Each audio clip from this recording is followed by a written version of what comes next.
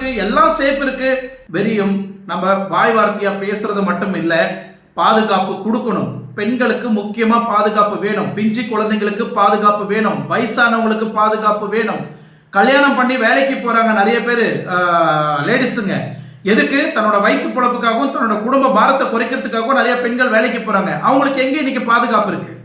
இன்னைக்கு நம்ம வீட்டுல தான் பொண்ணு வேலைக்கு போயிட்டு வீட்டுக்கு வர வரைக்கும் பெத்தவங்க வயிற்றுல நெருப்ப கட்டிட்டு இருக்கிறாங்க. நம்ம பொண்ணுக்கு என்ன ஆகுமோ, நம்ம பொண்ணுக்கு எந்த நேரத்துல என்ன நடக்குமோ அப்படின்னு பெண் குழந்தைய பெத்த தாய்மார்கள் அவங்க வயிற்றுல நெருப்ப கட்டிட்டு இருக்கிறாங்க.